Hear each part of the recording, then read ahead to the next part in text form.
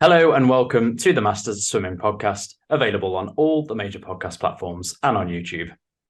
So, can performing other aerobic sports aid your swimming speed and performance? That's the question we're exploring this week. And so, to guide us along with that conversation is triathlon coach and resident guest on the podcast, John Wood. So, thanks for coming on, mate. How are we doing? Nice to have me. Thank you for having me again. You are welcome. Um, You are very welcome. it's always great fun chatting with you. Yeah, no, always fun chatting with you as well. And yeah, I just thought there's nobody better, to be honest. It's somebody who teaches triathlon as a coach. Three sports. You're obviously a great swimmer yourself as well.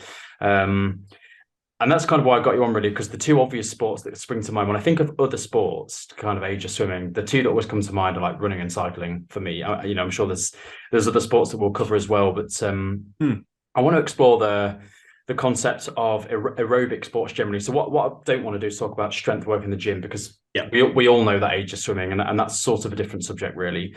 So as I said, I'm discounting that. I'm sticking sort of purely to kind of land work, aerobic stuff. So actually, out of interest, what is your favorite sport between cycling and running? Oh, at the moment, I'd probably say running because I've done a lot of it since COVID. When I started, so I swam up until kind of 21 and then played a bit of water polo at university as well. And when I started doing triathlon, quite frankly, I hated running. And I think there's probably a lot of swimmers, both age group and master swimmers, who will associate with that as well. And I think it's one of those things that, well, certainly for me, and it's something I find coaching it now, that we go from spending so much time horizontal and non-weight bearing to then having to deal with loading somewhere between 2 and 5 times your body weight every time you hit the ground. Mm. And I certainly had real issues with that. I really did. It used to just hurt, whether I ran cross country at school or when I did my first half marathon when I was a uni student or whatever. It all just hurt. And even when I was doing some quite fast running, relatively speaking, not as fast as sort of your track runners and stuff like that, but relatively compared to the general population, even then I wasn't really enjoying it that much. Um, and so when I came back to master swimming and I wasn't running very much, it just wasn't something I did. Whereas I've quite enjoyed being on a bike all the time. Whether you go out on the road and you can explore or you can sit on a static bike with turbo train or whatever, you can make that as enjoyable as you like with good music and whatever else. But when COVID hit, I really enjoyed just going and running and not worrying about pace, not worrying about effort, and just enjoying the countryside. And I've really enjoyed that in the last 2 or 3 years. Yeah, I really like that you said that, because I can identify with that a lot. I've had periods where I get into running for a few months and I go out maybe a couple of times a week. Haven't actually done any running for probably about 9-10 months now. It's probably the longest I've gone without running, but that's because I've been swimming more. So Yeah. but when I get into running, I just can't help but go out with the watch on, time in it, and then you push myself too hard because I want to go faster than the last time and all that. And it's really hard for me to get out of that mentality with running. Whereas when I go cycling, because I bought a road bike a few years ago, but I didn't buy it with the intention of it being training. I bought it with the intention of, because I used to live in Tunbridge Wells, about 30 miles from the coast. And I spoke to my brother-in-law who loves cycling, and we actually just went on long rides down to the coast. Didn't matter how long it took. We'd stop a million times for a coffee and all the rest of it. Yes. It was more of an exploration than anything else. And so I just sort of thought, if I could get into that mentality with running, I think I'd enjoy it a lot more. Yeah. Yeah, absolutely. And I think that's one of the things cycling really lends itself to is the ability to go and ride to a coffee shop or even ride out for lunch somewhere, ride out for a pub lunch or something social, because invariably you can work less hard. You've got the ability to drop down through the gears, unless living in Tunbridge Wells, obviously the Kent Hills, there's not a lot of flat around there, but you can drop down through the gears, even if you are a newer or a less confident cyclist. You can drop down through the gears. You can ride a little bit easier. You can learn the skills a little bit more, and then you can work as hard as you want to. Whereas running, if you're not used to it, can just feel hard. Yeah, completely agree. And it's quite funny actually, because for those who have met me, I'm 5'10", so I'm not a classic swimmer's physique. I am much more of a runner's physique. And I have to say, I do, when I get into running, if I run for a couple of months, I do find my sort of 5K time is pretty good. but I just hate it. So, and I just much prefer swimming, even though I'm probably more of a natural runner, if I'm honest. And obviously Yeah. played a lot of football as a kid as well, which probably helps. But it's funny actually because you mentioned water polo, and I hadn't thought about that, and that's certainly what aid swimming, definitely sprinting. Sure. But listen, let's stick to the land stuff for now. Well, just very quickly, and I think water polo comes into that, but it's something that is a part of everything else. One of the things I found when I was coaching younger kids, but even coaching adults now who are looking to do whether it's triathlon or just do longer swims, one of the things that people say is, "Oh, I feel like I need to cut down on other things that I'm doing." And actually, for me as a coach, if you're doing something you enjoy, whether that be running or water polo or playing rugby or climbing or whatever sport, I think it's amazing. I think Mm, the as a coach, whether it's with a junior athlete or as a senior masters athlete, being a rounded person is going to help you more as an athlete as well. And then there's one of these things that you were talking about your shape and height, and it always makes me think of there's a book called The Sports Gene by a guy called David Epstein, and he's got a book also called Range, and he talks about how the top athletes generally have a background from all different sports. You look at someone like Roger Federer, he didn't really start playing tennis seriously till he was 16. He played squash, he played badminton, he wrestled, he played football, and all of these things add up to better movement. Now, as masters athletes, if you are someone who's always played rugby or always ridden horses, always climbed, there are things that are going to cross over into your swimming that will help you think about things. And I appreciate that some of the people I'm teaching, I'm very much teaching them to swim or teaching them to swim better as opposed to coaching them. But there's always going to be crossovers that will help your swimming from whatever other sport you've done or strength work. Or vice versa, your swimming will help those other sports. Things like posture, they will always cross over it. And I think people feel like each individual sport has to be very separate, and they don't have to be. yeah, no, I think that's a really good point, and I quite like that you mentioned about this. You know, you teach people how to swim. We Yeah. had Gina Hayne on the podcast last Yes. week, and she is a swimming teacher, Yeah. and Yeah. you know, she really hammered home the point of for her swimming is more of an art. It's more about feel and connection, and that's another reason why I wanted to do this subject today because I thought, you know, if you're somebody who doesn't get in the water a lot, but you know, you could nip out for a run for 20 minutes because it's just out your front door. You know, is there scope for getting to the pool a couple of days a week and really just focusing on your technique and your swimming as opposed to slogging up and down the water and then get your aerobic capacity elsewhere? Which I just thought was an interesting mindset, really. Yeah, absolutely. And it's it's very difficult sometimes to get out of that headspace that you need to be doing that sport that you're doing to keep improving.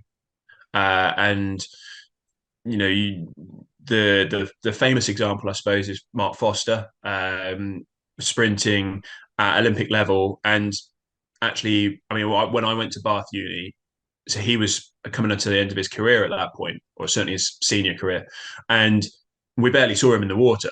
Obviously, he spent most of his time in the gym or on the sprint track.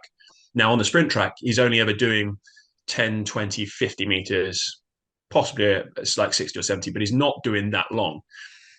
Obviously, with the sprinting, it's not about aerobic capacity, it's about muscular endurance and explosivity. Um, but it highlights for us master swimmers actually where we can get gains.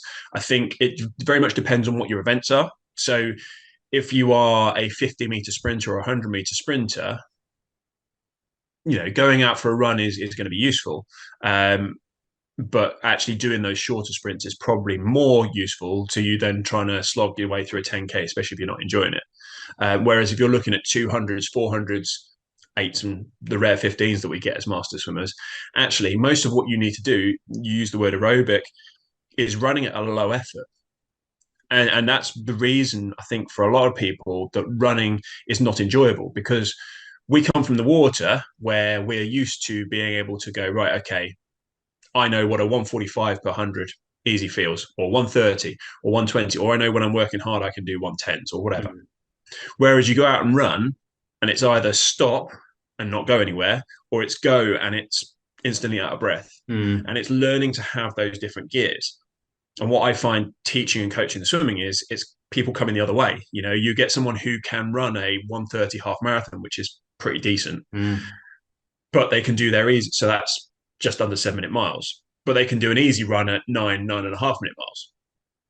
And they're coming the other way. And swimming is quite hard work because it's either stop or max. mm. So one of the things with learning to run, if you're going to do that as your aerobic capacity work, is learning to do it at a low level so Mm. that you can do your speed work or you can do your interval work and your technique work in the pool. Yeah, definitely. So let's kind of start with general endurance then, as opposed Yeah. to anything kind of anaerobic, as you touched on a second ago. I guess you do believe that other sports, such as running, cycling, and everything else, can aid your swimming. Yes. 100%. 100%. As you said, it's the ability to get out and do something, and potentially what you enjoy, but get out and do something rather than having to take time to get to the pool and get changed and showered and then come home again afterwards. You know, it's an easy out, and it's making sure again that you're not trying to blitz yourself all the time. I think we Yeah. talked before about consistency being the thing that you do in your training, however you're training, and you can't burn yourself out every single session. Just trying to make yourself hurt is not a useful metric Mm. for coming out of out of any training session. Yeah, no, that's a really good point. So John, if you were in a position where you struggled to get to the water, Hmm. you're maybe getting there one day a week, would you, or how would you kind of plan your runs and your cycles? Let's suppose you're somebody who's really interested in making sure that your performance in the pool is at the best it can be, but you know you can't get to the water very often. Are you running in a certain way in terms of distances and intervals, or are you just thinking, I'm going to go out and do a 5K, a 10K, a six, whatever miles, and it kind of translates? Um, the first thing I'd say is that cycling is probably a better crossover than running, only because it takes less pounding on the legs, and therefore the recovery is a lot easier. Um, I'd say that the majority of what you want to do out of the water is going to be aerobic, unless you are going to be a 50 or 100 meter sprinter in the pool. And therefore, most of what you need to do is low effort. And then, you know, we talk about consistency. I talk about consistency on a regular basis. I have clients who want, and this is predominantly triathletes, but they're saying, well, I need to be going quicker. Can I do more sessions? And it's like, well, no, you're not doing all the sessions or you're not doing the sessions that I want you to do at like the level that you, or a regular enough level that we can warrant putting extra sessions in. So it's what can you do on a normal week? You know, if you can do 3 runs in a week and you can only, as you say, get in the water once, get out and run 3 times. Don't force yourself to run further than you can, so you then hurt and then can't do the swim that you want to do. And then, you know, if you're doing that regularly, if you've done that for 4 weeks, 5 weeks, 6 weeks, then maybe think about either lengthening one of the runs a bit more or sticking an extra run in if you've got the space in the week. No, that's a really good point. And then obviously there's things like cycling, and you've already said that probably translates better because it's less pounding on the legs, Yeah. and that sort of stuff. So again, would you would you kind of recommend you just get out for a cycle and just, one of the great things about cycling is that you can explore a little bit, see great views, or would you try and kind of do it more on a kind of training mentality? I think cycling offers a bit more option for you because you could do things like a spin class. You know, again, things might, one of the reasons you might not be able to get to the pool very often is because when the public lanes are open or when your club swims might not work for you. But a spin classes tend to be a little bit more regular. And so that is quite a good way that you can get some high intensity stuff without, again, wrecking your legs or wrecking your body. You know, you'll feel tired afterwards, you know, if you put the requisite work in, but it's not going to take you 2 3 days, or you're not going to feel sore in 2 or 3 days after, unless you've never done one before, and then you might get a bit of DOMS to start with. But that's the sort of thing. But yeah, you could do a spin class, or you could sit and just easily turn your legs over, listen to a bit of music, and just get your heart rate up a little bit. Or, as you said, you can go and explore, especially on a weekend. You know, you could ride out to a cafe. One of the things about cycling is social. You Mm, know, especially if you've got some friends, you could either ride out with friends and explore together, or if your friends or loved ones, significant others, if they're not particularly sporting, you could ride out to meet them for a coffee, for a mm, cake, for a picnic somewhere, and then ride back. Um, and the great thing about outdoor exercise, whether it's cycling or running, is that there's natural variations in the roads or the trails. If you go off road, you know you're going to go uphill, so you're going to have to work a little bit harder. But by virtue of going uphill, you come downhill as well, so you can recover a bit as well.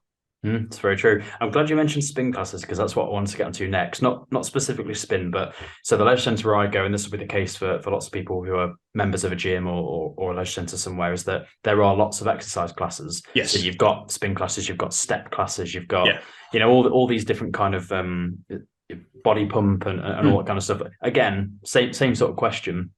Um, what type of classes would you recommend are the best really that would translate to swimming? Well, I'd say the best one is the one that you enjoy the most. Um, genuinely, like, and I kind of think back to when I started doing triathlon and didn't enjoy running. Like, I enjoyed the rest of it, so I ran because I was doing the rest of it. But I wouldn't have entered a 5 or a 10K on its own because I just didn't enjoy. Well, I did once I started enjoying it a little bit more. It got a bit easier, but I wouldn't have gone and run just for the sake of running. And I think that goes whether you're cycling, swimming, running, lifting, CrossFit, whatever. Do it because you enjoy it. Try different things. Excuse me. The one that's the best for you is the one that you can do regularly, the one that you're going to enjoy. Because if you enjoy it, you're going to work harder at it. Mm. And the sort of classes, especially once you become slightly more strength focused, so your body pump and that sort of thing, they're a cross between an aerobic sort of activity and strength. That sort of crosses into that strength endurance stuff. But even still, it's do what you enjoy. Um, I'm not going to say that body pump and stuff are not useful, but I think personally, I would probably just go and do a strength session myself. And the only reason I say that, and it's not a knock on body pump or those sorts of things, it's just that if you are going to do a strength session, I would probably encourage someone to push a little bit more weight. You know, that's not to say that they're not hard work because they are. But if you're doing curls and shoulder presses with a 10 kilo bar or something, you might do 15, 20, 30, 40 reps, however many you do. Whereas actually, what you really want to get out of a strength session is that higher level, that higher power, that explosive strength, which for the first 10, 15 reps with that bar in a class is not going to challenge you in the same way. That's not to say at the end of it, you are not going to, you're going to be working hard. So it's just a different sort of working hard. And I think sometimes for some people, it can feel like working hard for the sake of working hard rather than working hard with a purpose. If that makes sense. Yeah, absolutely. Yeah. Let's talk about margins then. And Yeah, I'm not suggesting that you would have any kind of data on this. You might do. But a lot of, you hear a lot of swimming coaches and mentors in swimming say that to be a better swimmer, you need to swim. That's something Mel Marshall says a lot, listen, it makes absolute sense. yeah, of But course. but obviously the purpose of this podcast is to talk about alternatives if you can't make it to the pool. Yeah. So what we've established is doing other sports absolutely can help you with with swimming in terms of performance on a race Hmm. day and also feeling fit in training. But what sort of a difference would you say? Let's suppose you can make it to the pool 3, 4 times a week. And that for you is perfect. But if you can't make it 3 or 4 times a week, you can only make it once. So you add Yes. 2 runs in. Are you getting the same impact in the water in the end, or how much of a drop off is that? Anecdotally, I would say it depends on what you're doing in the water and the quality of work you're doing in the water. I don't have any statistical basis on that, but from what I see and what I do myself, and I'm a statistical study of one. I know that when I haven't been in the water, but take over Christmas, I raced the county championships in Gloucestershire over January, and for the 2 weeks leading up to that, well, from a week before Christmas to a week after Christmas, our club didn't swim. So I did one swim session before the week leading into counties. And then I think I did 2 swims in that week. So I did 3, maybe 4 swims in 3.5 weeks. But I used the gym as per usual over Christmas because I'm a pure gym member, so I could get in every time I wanted to. I ran 3 times a week, and most of that was pretty easy. And that first week at counties, I did a 200 IM long course, which was quicker than I went short course at Welsh Masters in December. And then I went as quick over the 100 fly as I did in Rome last summer. So, like I said, I am a statistical study of one. But I think that highlights the fact that if you're doing work here and there, doing some sort of physical activity is always going to benefit you. And it means that when you are in the water, you've got to be switched on. It's all about quality work. But outside of the pool, just getting and moving is going to help you. Yeah, absolutely. So we've kind of talked about general fitness, but I want to kind of touch now on anaerobic capacity and the ability to sprint fast. You mentioned Mark Foster earlier, and that's something that I had noted down as well. Spent a lot of time on the track. I also happened to hear something recently about Eamon Sullivan and how he got out and sort of did 10K runs on a Sunday. I mean, he was a sprinter, so Yes. so obviously I'm not sort of I don't really want to cover 10K runs right now. I want to cover Sure. literally sprinting on land. Yes. So whether that's cycling or running or whatever, I mean, I literally where I've moved to now, I live, if I turn right from my house, I go up a very steep hill. Yeah. And I often look at that and think, oh, some hill sprints would be good here. I haven't tried it yet, but I might do one day. But would you suggest that sprinting on land can translate to sprinting in the water? Absolutely. 100%, especially with your dives, your starts, or if your backstroke starter, obviously, and off your turns, and that leg work as well, because that's when your legs are working the hardest. You are not going to get, relatively speaking, as much power once you hit the surface and once you start using your arms. From your legs aren't as efficient, so getting that leg work in is really important. The big thing to remember is if you're not used to doing sprints, is to start gradually to build into it and keep those efforts short. So actually going uphill is a really good way, it's a good introduction to sprinting because you don't get quite the impact load. Because your feet aren't coming down quite so far, you are not able to generate quite so much force. So you're not going to get as much force into your feet and then through your knees and through your back. The other thing with running uphill is that your technique tends to be better. It's very difficult to run poorly uphill. You can't overstride. It makes it very difficult to sort of hinge over at the hips. So you tend to stand up a little bit taller and lean forward. One of the things we talk about when I'm coaching running is having a relatively straight line from heel to hip to shoulder and up to head, which very much lines up with our swimming as well, about having good posture and a good body line. But when you're running uphill, you can't sort of lean forward into it and drop your head. And anyone who's watching on YouTube will have seen me just drop my head. But to generate that power, you have to stand up quite tall. So again, you get that power, you get the body line, and that crosses over as well.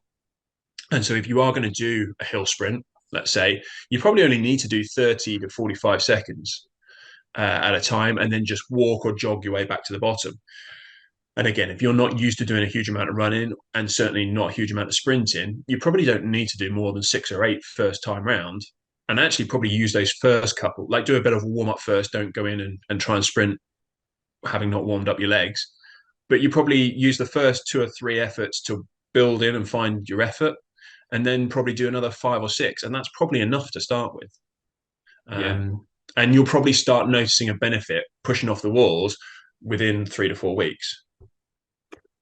The whole concept of fast twitch fibers and some people kind of have it naturally, some people don't have it quite as much. Is it something you can train? Yes, absolutely. I think some of it is innate. Some of it is innate, and it's you've got your slow twitch fibers, which everybody will have some of. Some will have more of, or let's say will predominantly have than others.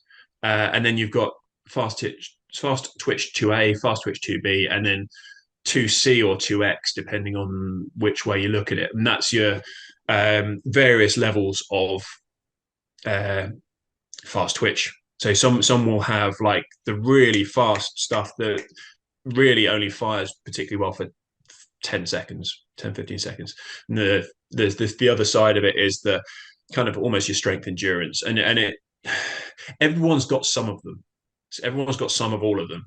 And the people who are your better sprinters will tend to have more of the type 2, whether it's type 2A or type 2B, and even the type 2C, X, whatever. And that's just looking at the really intense, like 2 to 3 second stuff.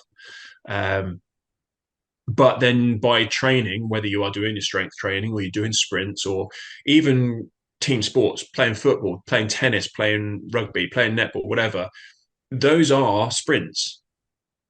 You know, they are another way of getting interval training into your life and into your training week without it being actively right. We are going to measure out a particular number that we are going to sprint for a particular time. So by doing those, you will develop those muscles. You might not be able to get more of them, but you can recruit more that you have. I think that's probably a better way of putting it. Yeah, no, that sounds good to me.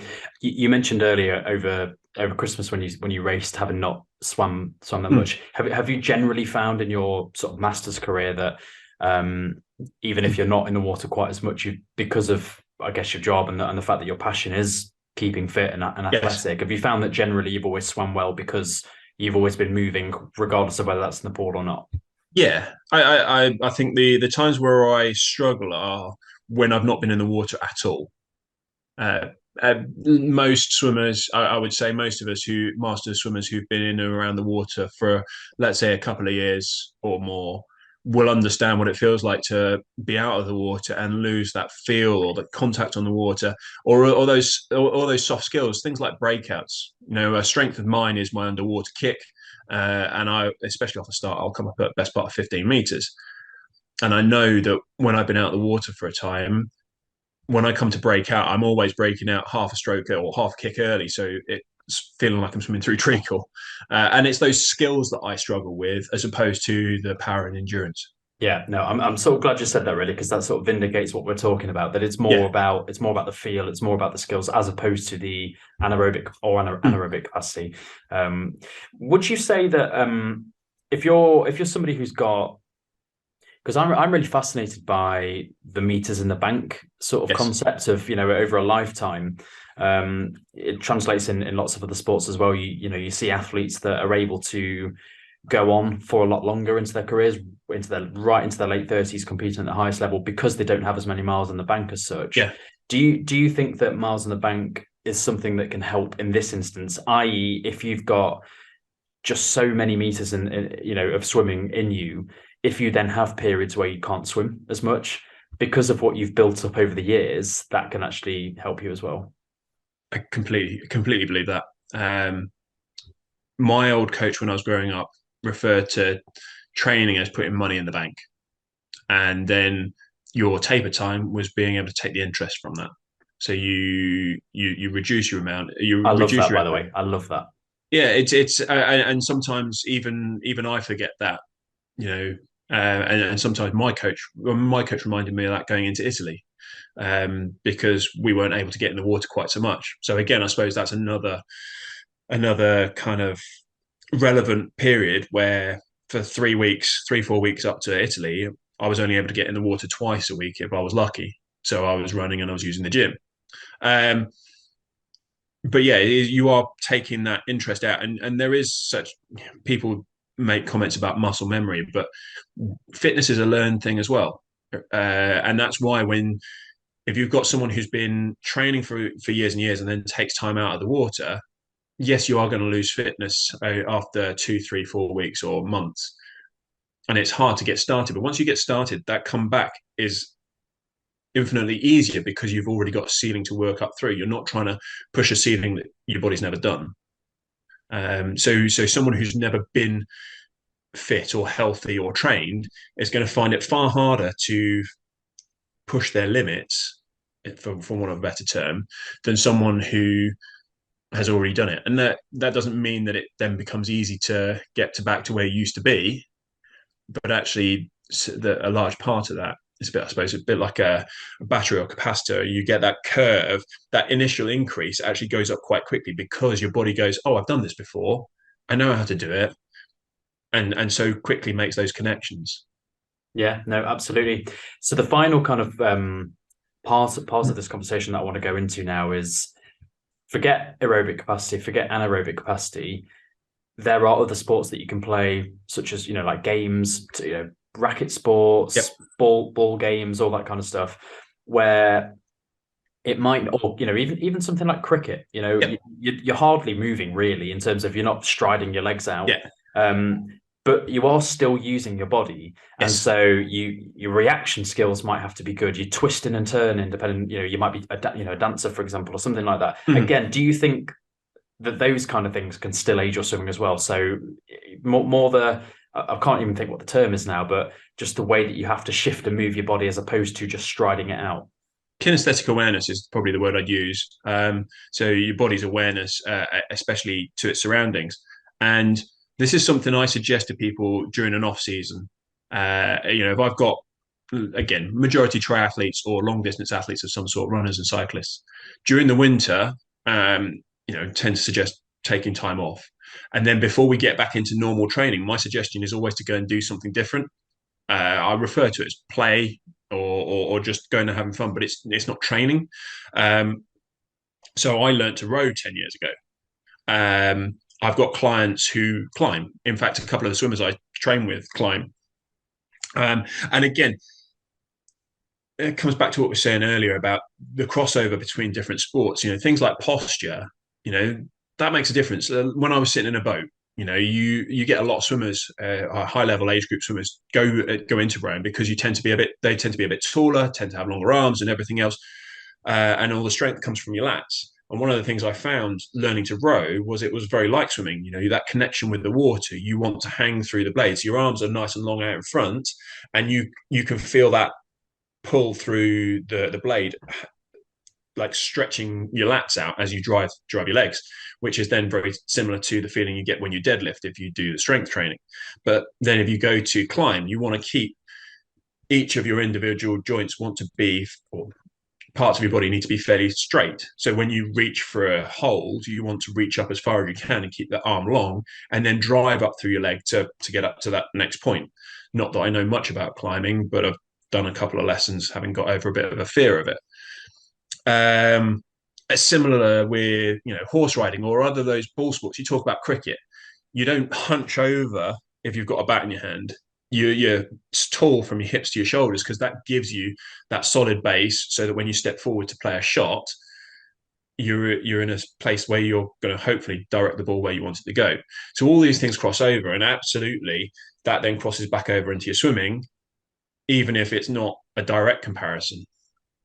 Yeah, and I think something else that just kind of came to mind when you were talking there is I like the quote, "A happy swimmer is a fast swimmer," Yeah. but it's also having confidence, isn't it? When you come to race day, having confidence to know that you've put the training in, and that can help make you confident when you come to a race. And I suppose that doesn't have to just be that you've put the work in the water, because again, if you've, like you say, you spent an off season playing games, or Yeah. doing something a bit different, but you've been moving on a regular basis. It might feel a bit different to swimming, but ultimately you kind of go in just feeling energetic and fit because you've been doing other things. I suppose that's something that you probably teach people as well. Yeah, it's being confident in your body, and again comes back to that whole idea of being a rounded athlete. You're not just a swimmer, and some people really do focus on the sport they're doing at hand, and find it very difficult if they're going through a hard stretch. Things aren't feeling great, but the only thing you're doing is swimming, and you kind of measure yourself against maybe where you were as an age group kid. It's very difficult to then kind of get out of that. So by doing cycling or by climbing, especially something like cycling, you can measure it a little bit more with times and speeds and stuff like that. But something like climbing, where it is a bit more exploratory, or doing a team sport where it's not just about you, it's good for taking you out of that and kind of being more aware, again, being a rounded person. Yeah, no, absolutely. And I think um, the the concept of playing games as well is it then doesn't feel like exercise, does it? Because you've Yeah, got tactics to think about, you've got other people to consider, and it becomes more of a game, and but you don't realize how hard you're working, which is quite yeah. nice. That's one of the things I really enjoyed about rowing, actually. Not that it's so much of a game, but swimming is obviously a very solitary sport. You know, you might go and train with your mates, but bar a few words at the end of a rep or at the end of a session, you don't get to chat very much. Whereas in a boat, whether I was in a double or a four or quad or an eight, you've got to be in time. And so it's always being aware of everyone else, not just you. And that was for me was a great experience. Yeah. Obviously relays in swimming are amazing fun. I don't know anybody who doesn't enjoy them, and it's a different sort of pressure. But they're few and far between, especially when we're master swimmers. Yeah, no, absolutely. So we've talked about aerobic capacity, anaerobic, and also just taking yourself away from swimming for a bit to enjoy. Yeah, So these are all things that can help improve you, athletically, I suppose. The final thing to cover is how other sports can actually aid recovery. And sometimes that strain on your shoulders or whatever it may be, sometimes actually reducing your swimming and replacing it with something else, hmm. it can help you maintain your athleticism, but Yeah. it can actually aid your performance on a race day because you're not as in much pain. Yes, absolutely. And I suppose this is where you get things like yoga and Pilates, which again can be very hard work depending on what sort of thing you do and how you do it. Um, but then again, cycling as well, by doing an easy session and even like going out walking, walking is a great aerobic activity. You might not get your heart rate up that high, but by getting blood moving a little bit, it helps with repair, it helps with flushing through the debris from harder sessions. It helps with bringing your mood up as well. I think most people listening to this, as I say us as in you and I, but most people listening to the podcast will appreciate the idea of the endorphins you get from doing a session Yeah. or from getting outside or getting moving. And that those endorphins on their own are worth quite a lot. I mean, I know people would love to be able to bottle that up. So just being able to move is absolutely going to help you recover. And actually, I would probably steer away from running from a recovery point of view because of the load it puts through your body, unless you are a bit more experienced, at which point it's that ability to go out and run at a pace you could hold a conversation at without your heart rate then spiking up super high. Um, the idea being that if you can hold a conversation, you are genuinely running easy. If you are running and you can only get out one word or one sentence at a time, you're probably running a bit too hard.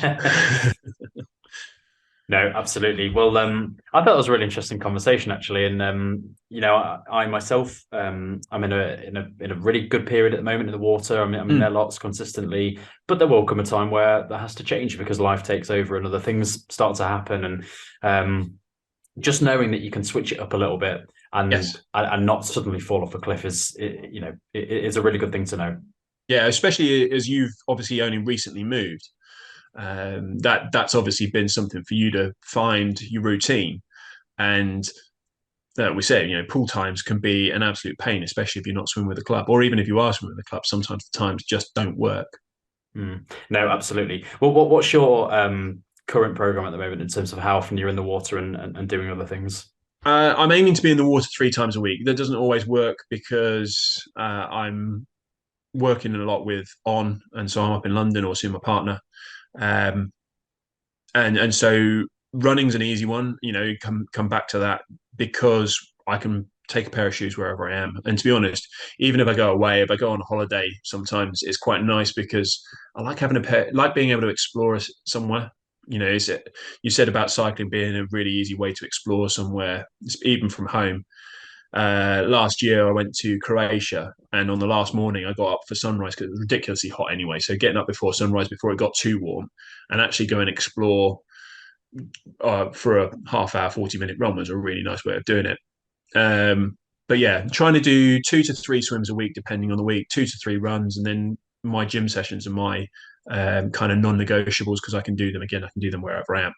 So doing sort of 6 to 8 sessions a week, really, most weeks. Yeah. And the gym sessions that you said about ease, if I'm on poolside and I finish with a couple of clients, it's easy for me to go and do a 45 minute to an hour gym session. So Yeah, absolutely. Brilliant. Well, that was a really good conversation. Thanks for coming on once again. Always a pleasure to have you on, pleasure. and I'm sure we will chat not too long in the distant future. My pleasure. It's always good trying to sort of chatting through these things because it makes me think a little bit different as well. I'm glad. We'll see you soon. Cheers.